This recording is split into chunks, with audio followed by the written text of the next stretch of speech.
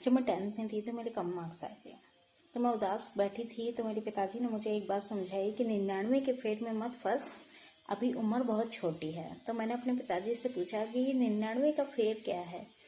तो मेरे पिताजी ने मुझे एक कहानी सुनाई कि एक राजा था, उसका एक नाई था जो रोज़ 1 रुपया कमाता था और खाता पीता और मज़े से सो जाता। उसकी रोज़ की दिनचर्या यही थी, खूब खुश, और वो रोज़ खुश रहता था। तो एक दिन राजा ने विचार किया कि मेरे पास इतना कुछ है तब भी मैं खुश नहीं हूँ, और ये रोज़ का 1 रुपया कमाता है तब भी इतना खुश है। तो राजा ने अपने वजीर से कहा कि इसकी खुशी का राज क्या है, पता लगाओ। तो राजा ने उसी दिन रात को उसके घर में 99 सिक्के रखवा दिए। फिर वो नाई उठा तो उसने वो काउंट किए, तो वो 99 सिक्के थे। तो उसने कहा कि आज जब मैं एक सिक्का कमा कर लेके आऊँगा तो आज मैं इन्हें 100 पूरे कर दूंगा।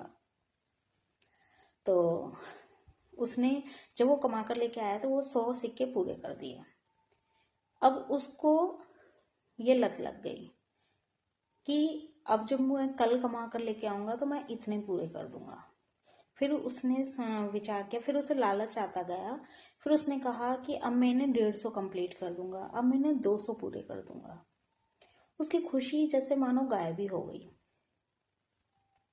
तो राजा ने पूछा, भाई क्या हो गया, पहले तो तुम बहुत खुश रहते थे, अब तुम्हारी खुशी कहाँ गई।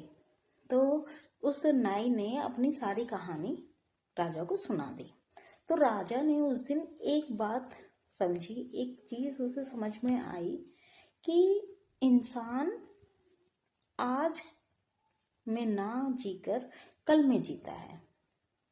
यदि हम अपने आज को बेहतर बना लेंगे तो हमारा कल भी बेहतर होगा। लेकिन हम क्या करते हैं कि हम सिर्फ जोड़ने में लग जाते हैं। हम आज की चिंता छोड़ के हम कल की चिंता में लग जाते हैं।